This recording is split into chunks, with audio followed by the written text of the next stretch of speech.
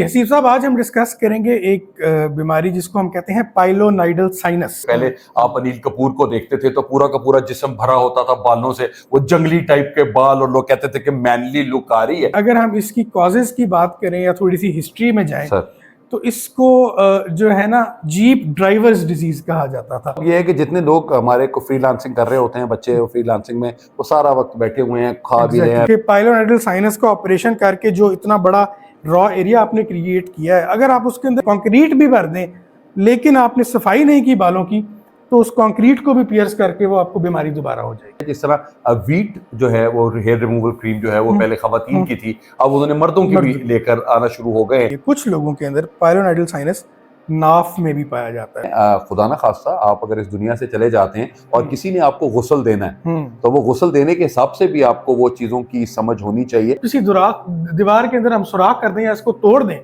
और उसके बाद हम दम करने लग जाएंगे जी ये ठीक हो जाए, जब तक आप फिजिकली उसको रिपेयर नहीं करेंगे वो ठीक नहीं होगा।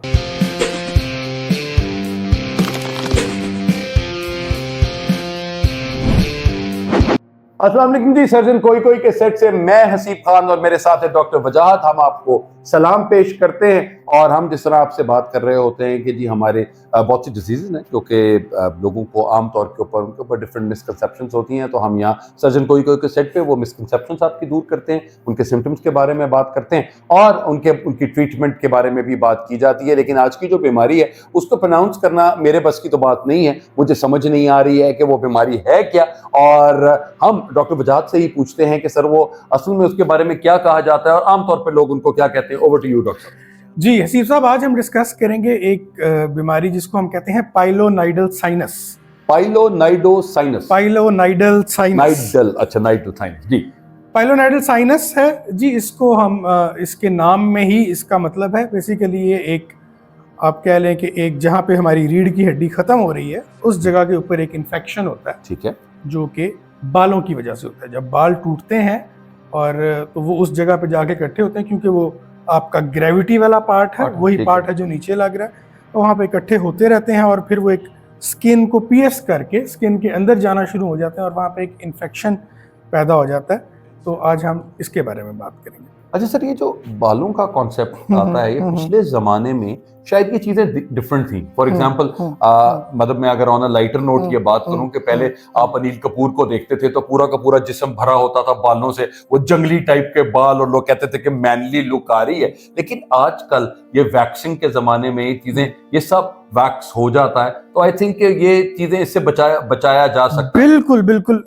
जब हम पाइलोनाइडल साइनस की बात करते हैं तो उसके अंदर सबसे ज्यादा इंपॉर्टेंट चीज ही, मतलब हाफ ऑफ द ट्रीटमेंट वो है जो हम ऑफर करते हैं, ठीक, और हाफ ट्रीटमेंट पेशेंट ने खुद करना है अपने बालों की सफाई रख के। ठीक। अच्छा सर, ये जो जब सफाई की बात करते हैं तो जहां जिस रिलीजन में सफाई निस्फ ईमान है, वहां अगर आप जंगलों में फिरते रहे तो वो वाला काम कैसे चीजों को ठीक किया जा सकता है? बिल्कुल ठीक बात की आपने।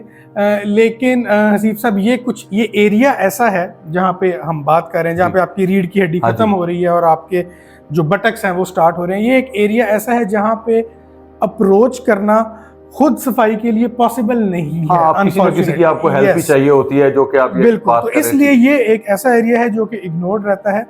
और अगर हम इसकी कॉजेज की बात करें या थोड़ी सी हिस्ट्री में जाएं तो इसको जो है ना जीप ड्राइवर्स डिजीज कहा जाता था। अच्छा, जीप ड्राइवर्स, यस, क्योंकि वो एक लॉन्ग टाइम के लिए बैठते हैं, गाड़ी चला रहे होते हैं, तो उस वजह से वो जब बाल टूटते हैं और वो एक स्पेसिफिक पोस्चर में बैठे हुए हैं, तो उसमें ज्यादा चांसेस होते हैं कि वो एक उस ग्रेविटी की वजह से नीचे इकट्ठे होंगे और उधर जाके वो अंदर जाना शुरू कर देंगे और उसके बाद अंदर अच्छे खासे बाल चले जाते हैं, एक पूरा आप कह लें कि सुराख बन जाता है और अंदर एक पूरा ट्रैक बन जाता है। तो जीप ड्राइवर्स डिजीज कहा जाता था और जाहिर है वो गंदा एरिया है। इसके बाद आके आपको पेन स्टार्ट होती है? एग्जैक्टली, इसके बाद होता ही है कि उस जगह के ऊपर पेन, ठीक है, रेडनेस और फिर पस या रेशा या पीप जिसको हम कहते हैं, वो वहां से निकलना शुरू होती है।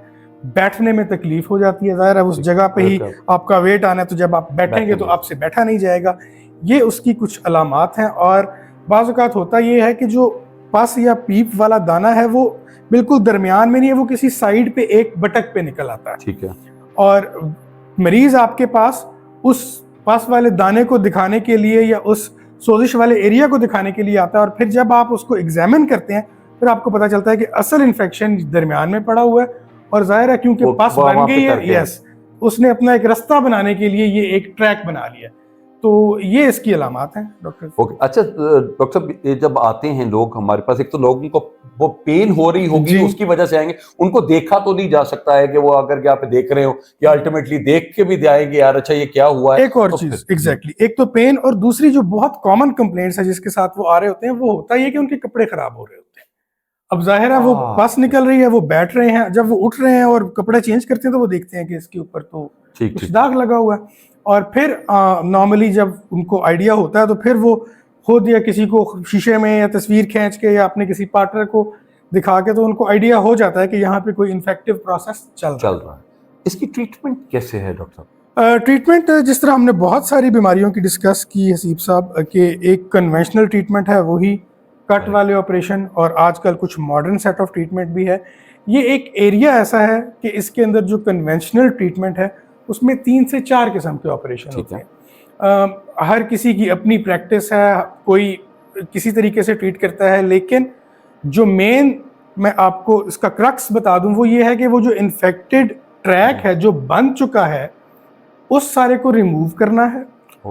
और उसके बाद अब जाहिर अगर आप उस सारे को रिमूव करें तो वो जगह खुल गई, वो तो खुला जख्म हो गया। अब अगला चीज़ ये होती है कि आपने उस जख्म को कवर करना है। अब उसमें कुछ आप कह लें कि ग्रुप ऑफ सर्जन्स जो हैं वो उसको उसी टाइम पे कवर करने का, बाकी जो साइडों वाली स्किन है उसको वो मोबिलाइज करके उस जगह को बंद कर देते हैं। और कुछ सेट ऑफ सर्जन्स ये कहते हैं कि जी नहीं, इसको नीचे से हील होके खुद ही बंद होना चाहिए। दोनों ट्रीटमेंट ऑप्शंस ठीक हैं, जो जिसके साथ अच्छे रिजल्ट मिलते हैं वो उसको अडॉप्ट करता है। लेकिन सबसे इम्पॉर्टेंट चीज़ इस बीमारी के अंदर मैं ये हमेशा कहता हूँ कि 50% ऑफ द ट्रीटमेंट ये है कि आपने सर्जरी करवा ली, और 50% ऑफ द ट्रीटमेंट ये है कि आपने इस एरिया को साफ रखना है, क्योंकि कॉज उसकी उस जगह के बाल है। अगर ऑपरेशन के बाद भी वो बाल आप साफ नहीं करते तो मैं एक जुमला कहता होता हूँ कि पाइलोनेडल साइनस का ऑपरेशन करके जो इतना बड़ा रॉ एरिया आपने क्रिएट किया है, अगर आप उसके अंदर सीमेंट भी भर दें, कंक्रीट भी भर दें, लेकिन आपने सफाई नहीं की बालों की, तो उस कंक्रीट को भी पियर्स करके वो आपको बीमारी दोबारा हो जाएगी। तो इसमें सबसे इम्पॉर्टेंट चीज़ बालों की सफाई है। और आजकल जो एक मॉडर्न ट्रीटमेंट है, आमतौर पे अगर पाइलोनेडल साइनस की बीमारी बहुत लंबी नहीं हुई हुई, उसमें इन्फेक्शन इतना ज़्यादा नहीं है, सिर्फ अभी सुराख डेवलप हुआ है, तो आजकल इसका लेज़र वाली एक ट्रीटमेंट आ चुकी है जिसमें हम इस सारे ट्रैक को साफ़ करते हैं और लेज़र से ये जो जितना इन्फेक्टेड एरिया है इस सारे को क्लीन कर देते हैं और इसको जला देते हैं लेज़र से, और ये बंद हो जाता है। लेकिन अगेन उसके अंदर भी जो बालों की सफाई है वो बहुत इंपॉर्टेंट है। उसमें 2-3 चीज़ें हैं, जिस तरह हमने पहले बात की कि ये एरिया ऐसा है कि यहाँ पे नॉर्मली अप्रोच करना पेशेंट के लिए खुद पॉसिबल नहीं है। उसको या तो किसी पार्टनर को ट्रेन करना पड़ता है, या फिर जो है आजकल एक और जो तरीका है वो है लेज़र हेयर रिमूवल का। ठीक है, उसमें एक दफ़ा आप 2-3 सेशंस करवा लेते हैं और फिर उस जगह पे बाल आते ही नहीं है। क्योंकि बहुत सारे मरीज, अब आप खुद देखें कि पेशेंट का ऑपरेशन हुआ, उसने 1-1.5 साल तो वो बड़ा कंप्लाइंट रहेगा, वो कोशिश करेगा, सफाई भी करेगा। जब वो सब कुछ ठीक हो जाएगा फिर कभी टाइम की शॉर्टेज, कभी कुछ, तो वो फिर किसी ना किसी हद तक आप समझ लें कि नेग्लिजेंस हो जाती है। तो मैं अपने मरीजों को ये ज़रूर बताता हूँ कि इस मेरे सेट ऑफ ट्रीटमेंट के बाद तो आप एक लेज़र का सेशन बालों को रिमूव कराने के लिए ज़रूर करवा लें। और एक और चीज़ जिससे हम इसको बचा सकते हैं वो ये है कि लॉन्ग स्टैंडिंग से अवॉइड करें। अगर आपकी ड्यूटी है भी बैठने की तो उठें, थोड़ा सा जस्ट वॉक अराउंड, थोड़ा घूम फिर के आएँ और उसके बाद आके दोबारा बैठें।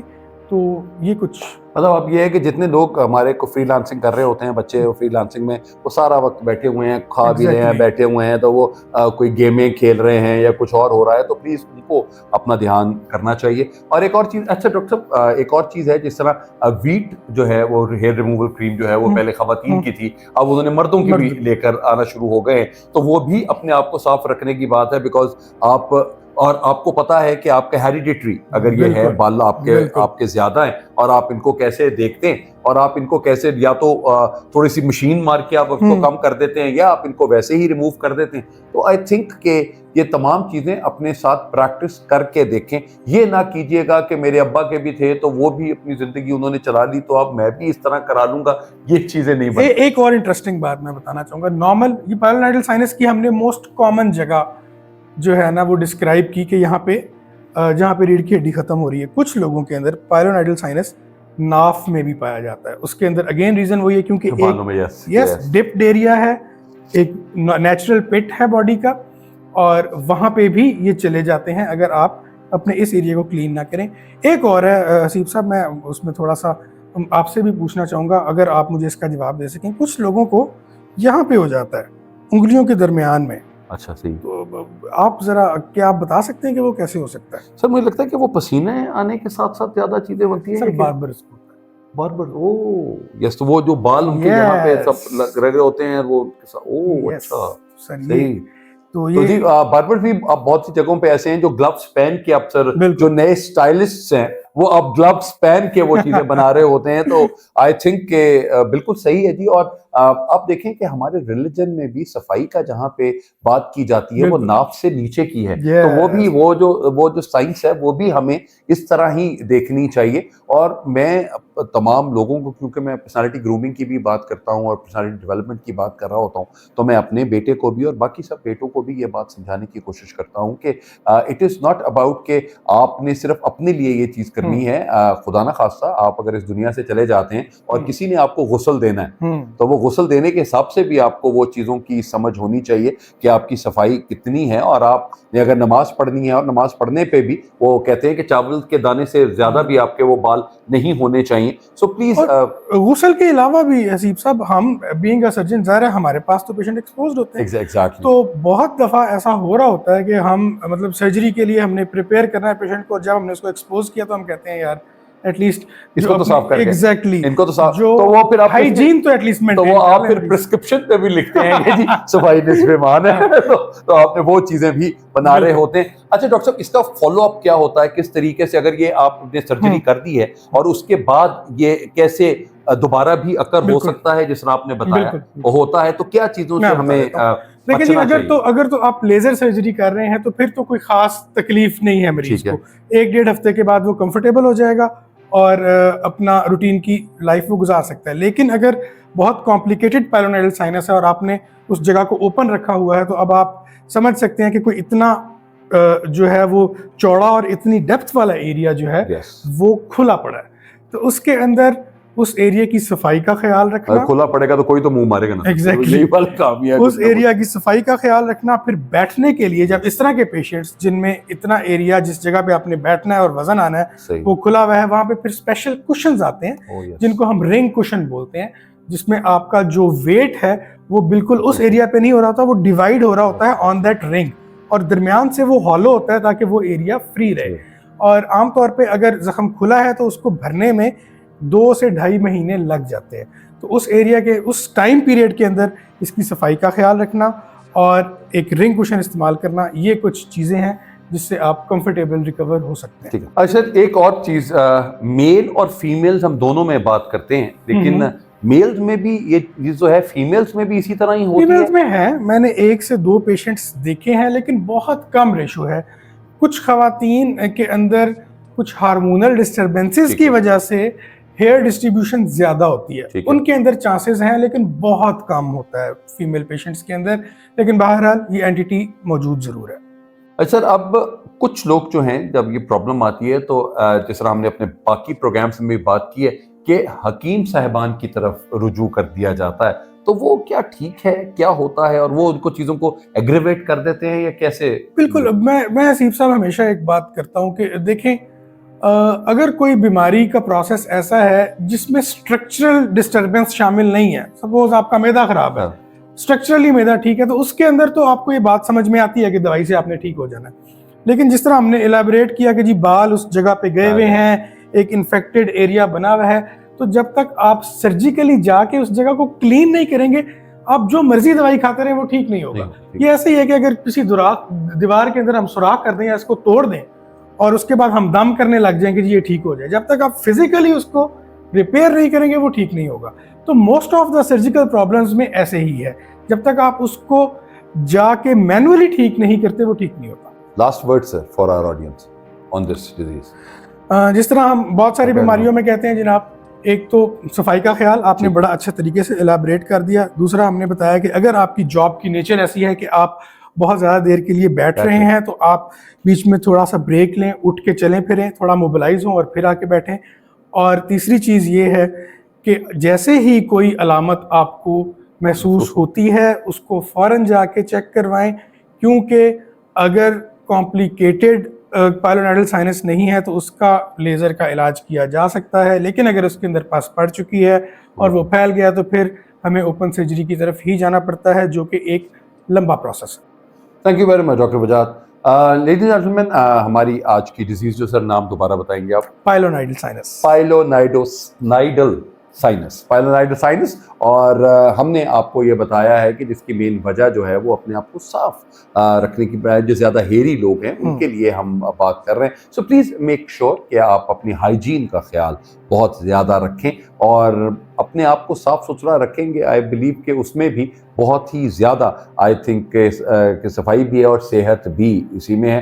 तो सर्जन कोई के सेट से मुझे और डॉक्टर वजाहत साहब को इजाज़त दीजिए। इंशाल्लाह एक नई डिजीज़ के साथ आपकी खिदमत में फिर हाजिर होंगे। अपना बहुत ख्याल रखिएगा। पाकिस्तान जिंदाबाद।